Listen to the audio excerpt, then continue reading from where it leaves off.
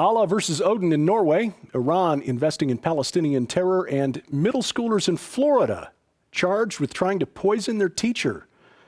This is SkyWatchTV for Leap Day, Monday, February 29th, 2016. I'm Derek Gilbert. But first, an attack by the Islamic State on Baghdad killed at least 87 people Sunday. ISIS fighters briefly overran Iraqi military positions at Abu Ghraib, just west of Baghdad, before they were driven back. And then a pair of suicide bombers on motorbikes blew themselves up, took 70 people with them, wounded 100 more.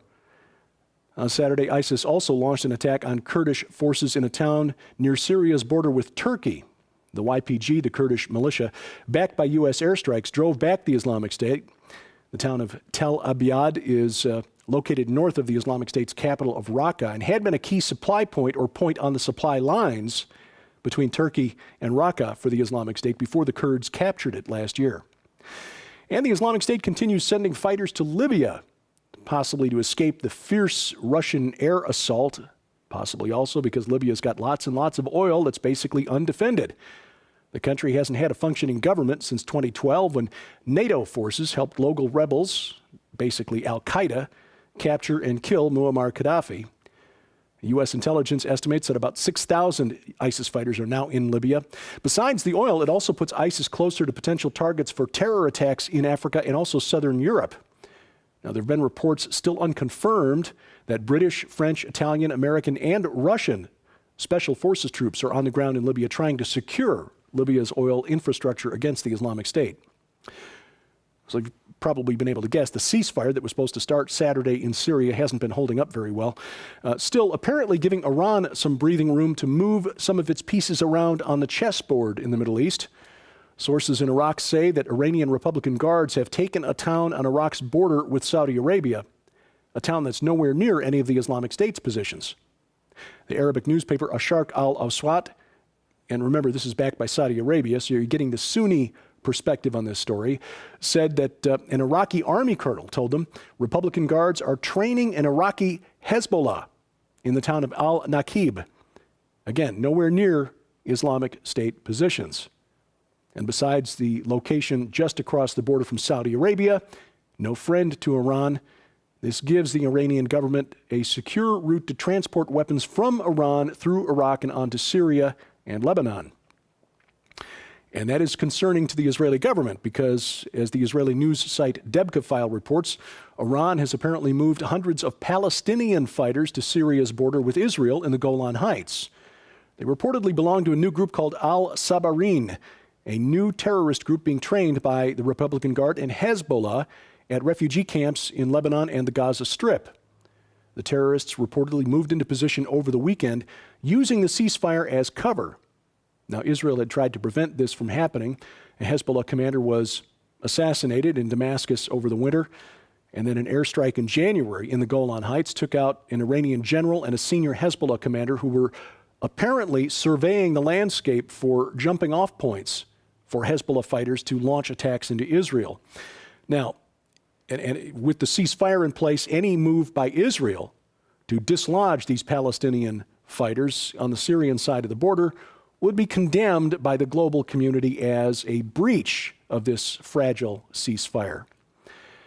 And Iran, now flush with cash after we lifted the sanctions, the U.S. and Western allies lifted the sanctions because of the nuclear deal, is putting its money where its Ayatollah's mouth is. Last Wednesday, Iran's ambassador to Lebanon announced that it will support the Jerusalem Intifada. That's the wave of stabbing attacks against Israeli citizens by Palestinians. Iran promising to pay the families of Palestinian terrorists who target Israelis $7,000 and $30,000 for each Palestinian family whose home is destroyed by the IDF, which is a typical response from Israel when one of these terrorists is caught. Now, interestingly, the Palestinian Authority appears not to be pleased by this new offer of support from Iran.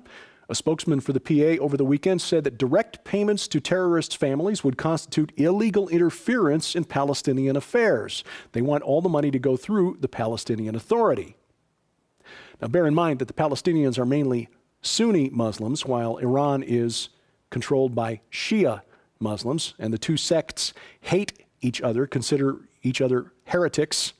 That might have something to do with it, or it might just be that the Palestinian Authority wants its own cut of the action, trying to take its percentage off the top. And Saturday, speaking of the Palestinians, more Palestinians injured when a tunnel they were digging from the Gaza Strip into Israel collapsed on them. 5 were hurt, an unknown number more are still missing.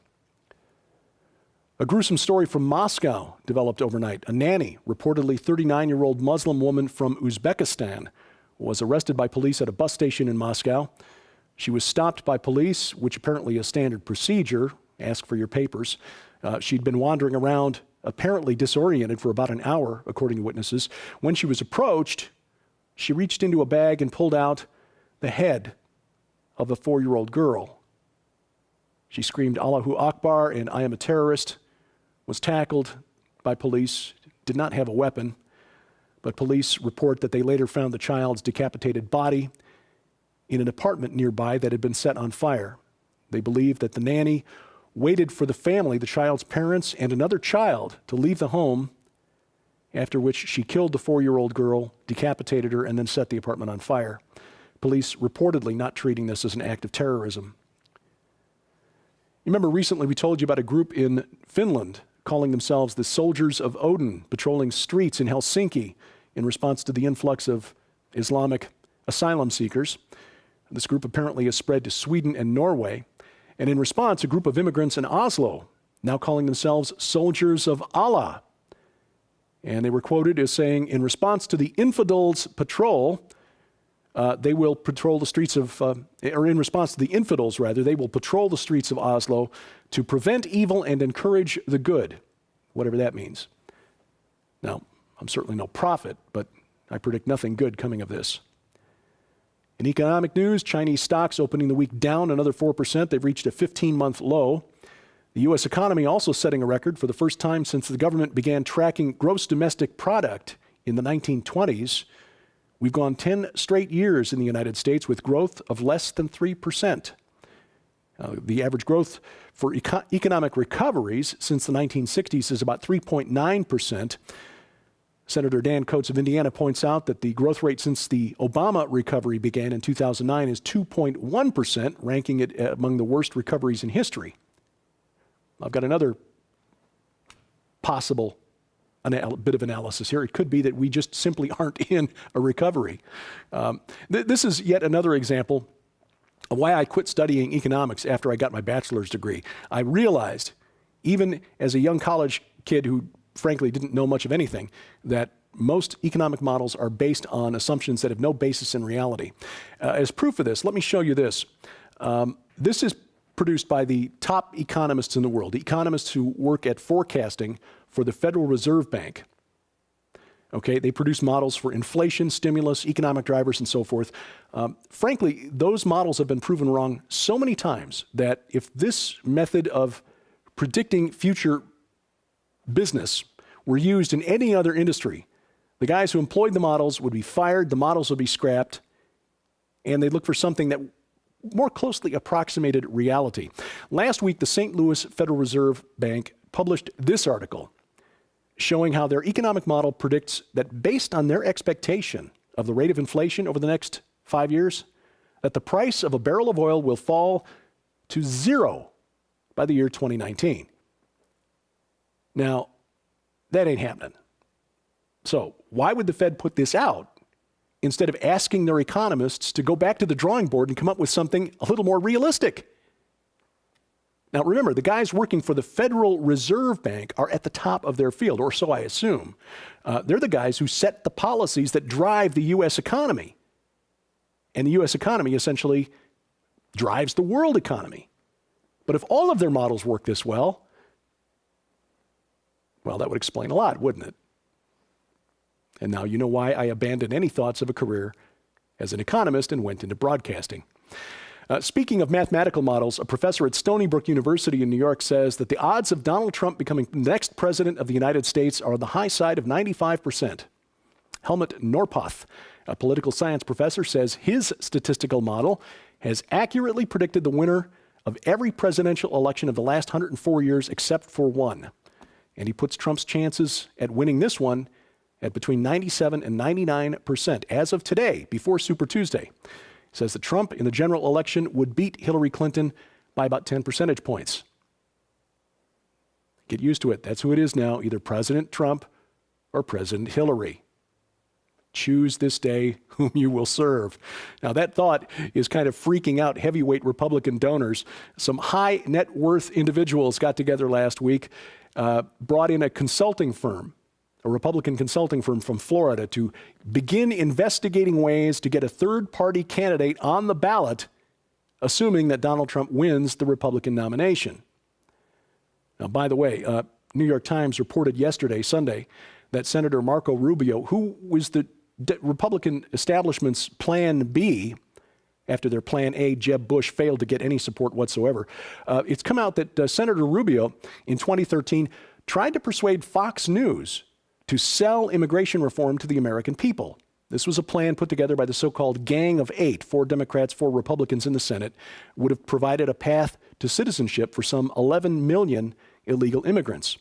Well, Senator Rubio and Democratic Senator Chuck Schumer had a private dinner with the CEO, owner of News Corp, Rupert Murdoch, and the chairman of Fox News, Roger Ailes, to ask them to tell the talking heads on Fox News to go easy on the immigration bill, to sell it to the American people.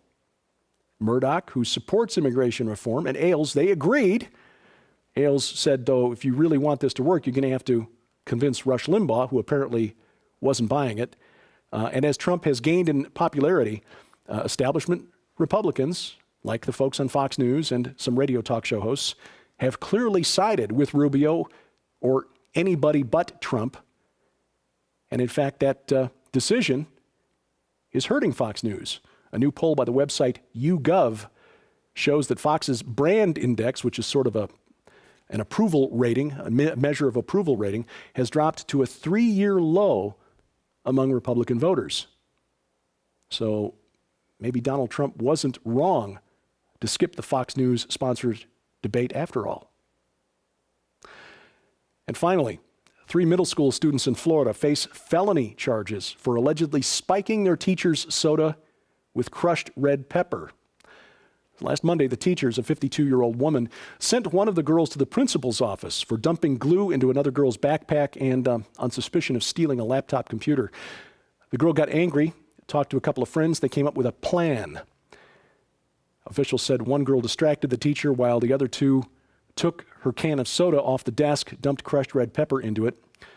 2 students are now charged with poisoning food or water and tampering with consumer products. The 3rd student charged with tampering with consumer products and being a principal to poisoning food or water. They're being held at a juvenile detention center in Daytona Beach.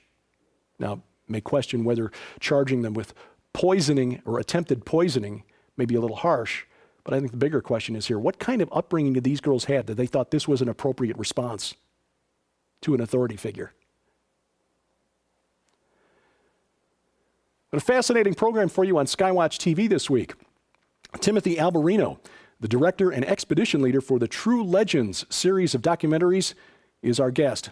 And you'll be able to see SkyWatch TV, the full 30-minute version, today on the Victory Television Network, 8:30 p.m. Central Time, of course, and all these times are Central Time. The program will also air tomorrow, Tuesday, on the Victory Television Network, 6:30 p.m. and at 8:30 p.m. on the Christian Television Network. On Wednesday, the program airs on the Cornerstone Network at 3:30 p.m. and Saturday, Victory Television Network, 3:30 p.m. Saturday afternoon, and the Christian Television Network, 7:30 p.m. Again, all those times Central. And if you want a complete list of where you can see those networks, log on to SkyWatchTV.com. You'll see in the very top menu bar there a link for channel listing that will take you to all the places you can see SkyWatch TV this week. And of course, the program is now available on the SkyWatch TV channel on Roku. If you have one of those set-top Roku boxes, you can watch it on demand at your convenience, as well as these daily news updates. And if you need instructions on how to add the SkyWatch TV channel to your Roku account, log on to skywatchtv.com/Roku. If you haven't voted yet for the 37th Annual Telly Awards, we are still asking for your help, and you still have time to cast your vote for Inhuman, the next and final phase of Man is Here. That's the documentary film produced by Defender Films and SkyWatch TV. You'll find the link to that at the very top of the website at skywatchtv.com.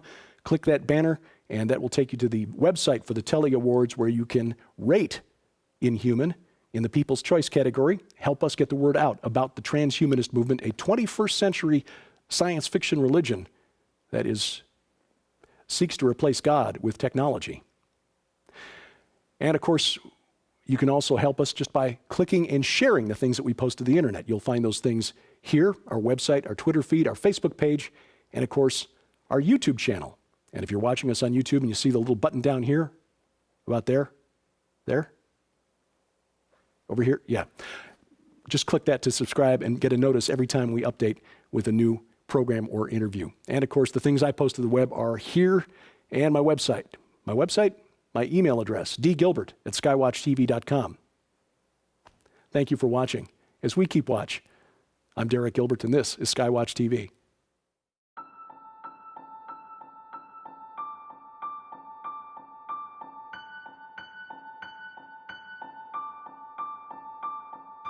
From the time she was little, Nita dreamed of horses. Every childhood fantasy rode on the back of a heroic white steed, coming to save the day.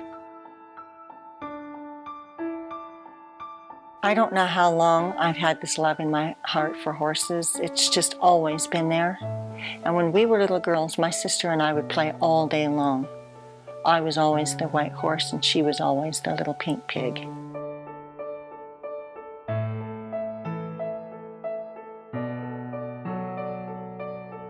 Let's pretend Lightning and Rosie can fly.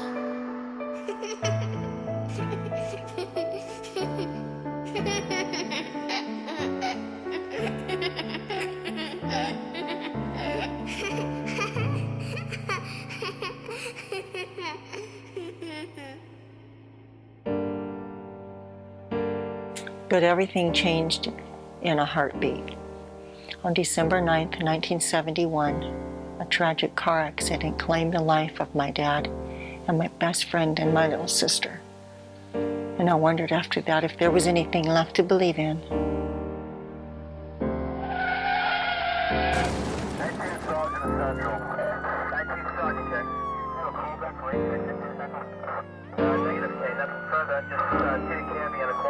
Move aside, let the ambulance through. Please move aside. As a child of 13, I felt like I had lost practically everything. And I wondered, is this it? I mean, where do I go from here?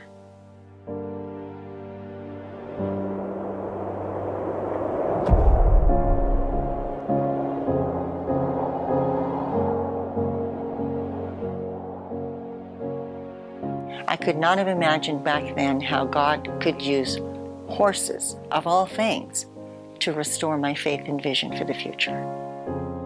Starting April 19th, get your copy of Nita Horn's inspirational new book, No Fences, and learn for the first time her amazing story of loss, survival, determination, and healing. How the vision and love God gave her for these beautiful and majestic animals eventually led to the 150-acre Whispering Ponies Ranch, a general retreat facility, as well as a premier training location that specializes in using and gifting therapeutic animals to benefit the herding. Other care facilities, schools, and ministries across the nation. When God puts something in your heart, it's there for a lifetime.